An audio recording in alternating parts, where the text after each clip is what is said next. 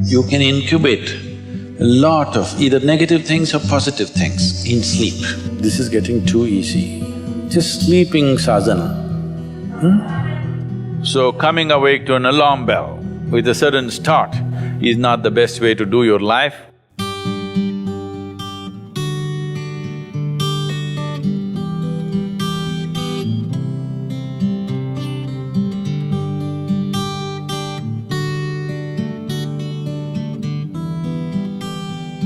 How many of you find that one day morning when you get up without any reason, you're just feeling ugly for no reason? If it is happening even at least 2-3 times a year, if it is, then you must do certain things before you go to bed. It's very, very important.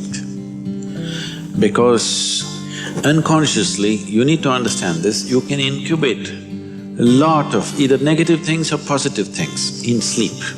Either pleasantness or unpleasantness, you can incubate very effectively, uninterrupted in sleep. You can also incubate it in the day, but there are so many interruptions, it doesn't happen very efficiently.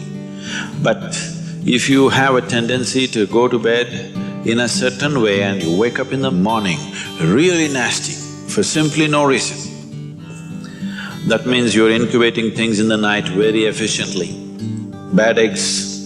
This is not just about psychological disturbances, it can cause major physiological problems over a period of time. It's important that you eliminate these things from your life.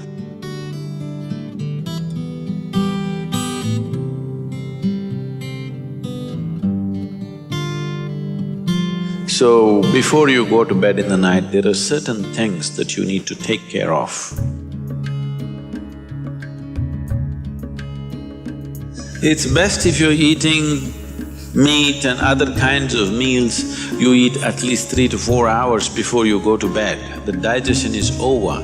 Before going to bed, drink a certain amount of water and go to bed.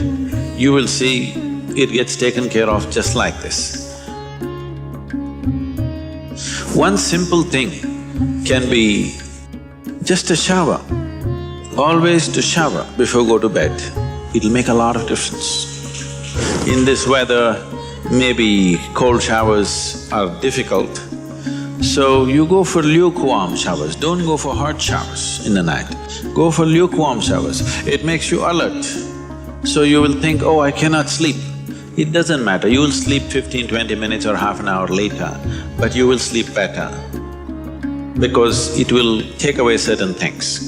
When you shower, it is not just the dirt on the skin that you're taking away. Have you noticed if you're very tense and anxious, whatever, just a shower, you came out, it feels like almost the burden has been taken away from you? Have you not noticed this? So it's not just about washing the skin, a whole lot of things happen when water flows over your body. This shower is a very rudimentary buddhi shuddhi because over 70% of your body is actually water. If you run water over it, a certain purification happens, which is beyond cleaning the skin. One more thing if you want to do, you just light an organic oil lamp, a cotton wick, some oil, anything. What do you use here? Normal cooking oil. Linseed oil, rice bran oil or sesame oil, what do you have? Olive oil, fine. Any organic oil with a cotton wick, just burn one little lamp somewhere in the room where you sleep. You will see these things will completely disappear. If you can bring in a chant or there are nightly practices, yogic practices, before you go to bed, sit on your bed and do this practice. If you want to do Isha Kriya, it's available on the net. Generally, in India, they told you should not put your head to the north and sleep. You're aware of this? If you put your head to the north and sleep during the night when you're in horizontal positions, then slowly the blood will get pulled towards your brain. When there is too much circulation in the brain, you cannot sleep peacefully. If you have any kind of, inherently weak aspects in your brain, or if you're of old age, you could die in your sleep. One can have hemorrhage because extra blood is trying to enter the brain, where the blood vessels are hair-like. Something extra is being pushed because of the magnetic pull. When you're in a vertical position, this is not so. The moment you become horizontal, this pull on the head is so strong that slowly the blood tries to move towards the brain. So to avoid this is true only in the northern hemisphere. If you go to Australia, you should not put your head to the south. If you're in India, you should not put your head to the north. You can put it any other way, it's okay. Keep this in your mind, that you are truly a mortal, okay? Not in words, really, you could fall dead right now. You may be young, you may be old, it doesn't matter, you can fall dead right now. Yes or no? Before you go to bed, sit on your bed and think this is your deathbed. You have just 1 more minute to live. Just look back and see, what you have done today, is it worthwhile? Just do this one simple exercise. And you don't know when it really happens, whether you'll be sitting on your deathbed or lying in a hospital, all kinds of things sticking into you. Who knows how it'll happen? But enjoy this every day, that you will sit on your deathbed, look back and see, today, the way I've handled these 24 hours, is it worthwhile? Because now I'm dying. If you do this, you will live a worthwhile life, believe me. So every day in the night, all of you should do this before you go to bed. Last 3 minutes, everything that you have gathered, the body, the content of the mind, things, don't ignore small things, the small things are big things. I've seen how people are carrying their own private pillow, you know, because it's very important. So, your pillow, your footwear, if you have relationships, everything that you have gathered, keep it aside, sleep. If you sleep in that condition, you will wake up with much more light, with much more energy, with much more possibilities than you have imagined possible. Just sleep as life, not as a man, not as a woman, not as this and that. Keep everything down, simply. See, this is getting too easy. Just sleeping sadhana. At least this you must do.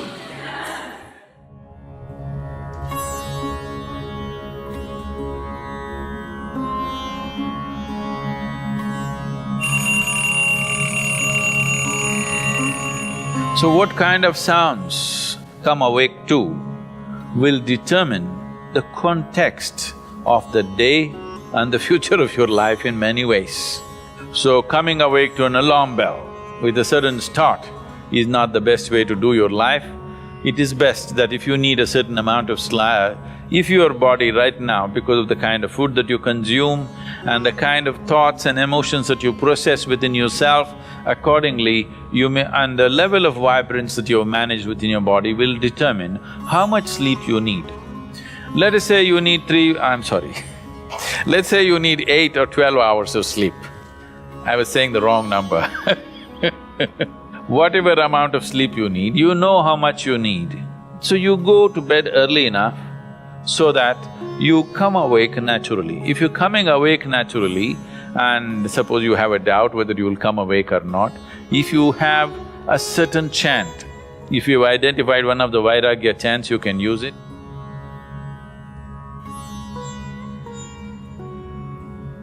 Physiologically, one important aspect of you is your heart, the pumping station for your blood circulation, which pumps life across the body. If this one thing doesn't happen, nothing happens. This starts from left side. So we told you, in India they have told you, when you wake up, you must roll to your right side and get up. Have they? Left side, if you roll and get up, bad things will happen to you. Did they tell you? Bad things are not about that. When you're in a certain state of relaxation, when the body is in a relaxation, the metabolic activity is low. When you get up, there is a certain surge of activity. That's why they told you in India, see, all these things are built into your life which you're throwing away. The whole science of living has been built into your life. They told you in the morning before you wake up, you must rub your hands together and see like this, huh? Not see like this, you must place it upon your eyes. You do this, you will see God. It's not about seeing God. If you rub these two things together, all the nerve endings, there's a heavy concentration of nerve endings in your hands. If you do this, the system comes awake immediately. You're feeling asleep, you're feeling sleepy, just do this and see. Everything comes awake. So morning before you move your body, you get it awake first and then place it upon your eyes. Instantly a whole range of nerves connected with your eyes and the other aspect of your senses come awake.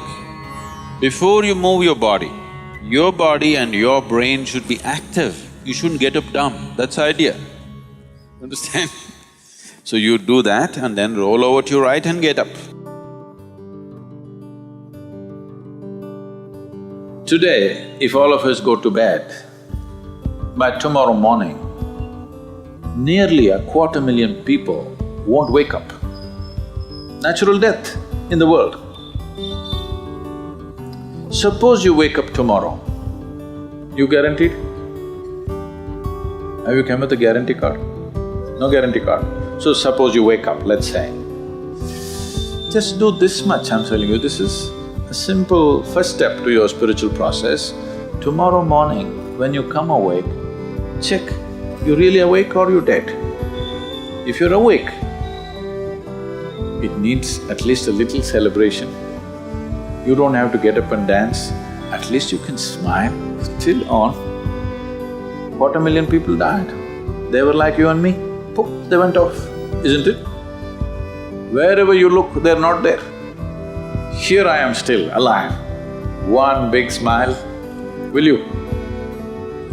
I'm talking management, you know? Then if 250,000 people died, at least 3 to 5 million people lost somebody who's dear to them. You check those 3, 4, 5 people who matter to you, all of them alive today. One more big smile, hello? Will you or not? Alive.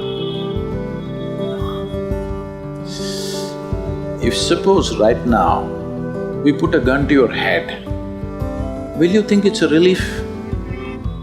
No. You'll be terrorized, isn't it? So that's how precious it is to be alive, isn't it so? That's how precious it is for you to be alive. So tomorrow morning, 250,000 people died overnight, but you're still alive. Does it not at least deserve a big smile, I'm asking you? And all the people who matter to you are all alive today. One more big smile?